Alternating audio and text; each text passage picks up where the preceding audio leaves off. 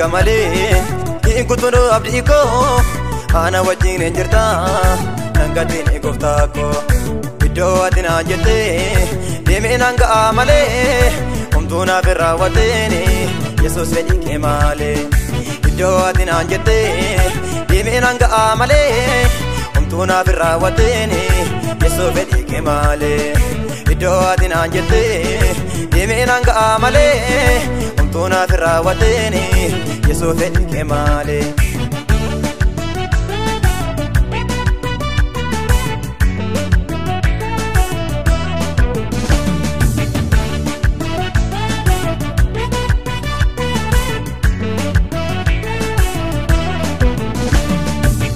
manana baste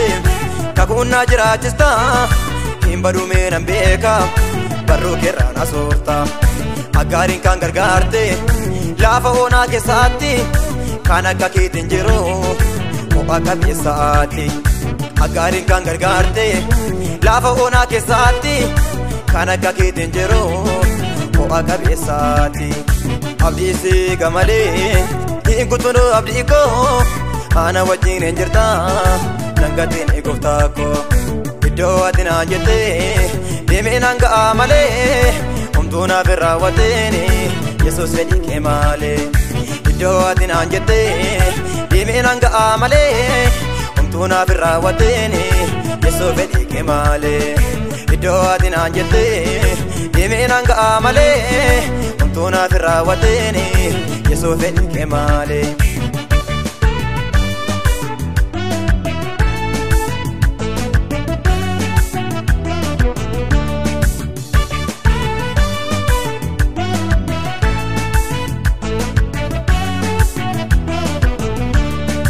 Yunasin nufte baste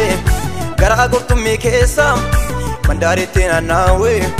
kolchite takarasa Yunasin nufte baste gara gurtummi keessa mandaritti naannawe kolchite takarasa Ujinkirin kidaka kam dubbadden kam nisa yama kararra taa'u harkaan qabde fayyista Ujinkirin kidaka kam dubbadden kam nisa yama kararra taa'u harkaan qabde fayyista abdisi gamale kutunu abdiko ana wajjin enjirta nangatini goftako iddo atina jette deme nanga amale umtuna firawateni yesus fedi kemale iddo atina jette deme nanga amale umtuna firawateni yesus fedi kemale iddo atina jette deme nanga amale umtuna firawateni yesus fedi kemale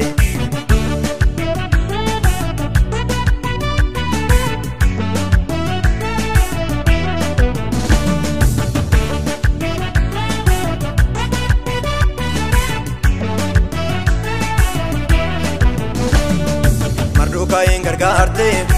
amammo kanesite kana kakitin jiro sena ko arisite maddo kain gargarte amammo kanesite yesa site yato dunfa bira dabarte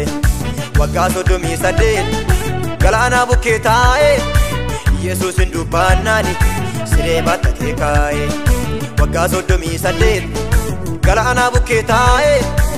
yesus indubanani sire batate kai abdisi gamale kutunu abdiko ana wajjin enjirta nangatini goftako iddo atina jette deme nanga amale umtuna firawateni yesus fedi kemale iddo atina jette deme nanga amale umtuna firawateni yesus fedi kemale iddo atina jette deme nanga amale umtuna firawateni yesus fedi kemale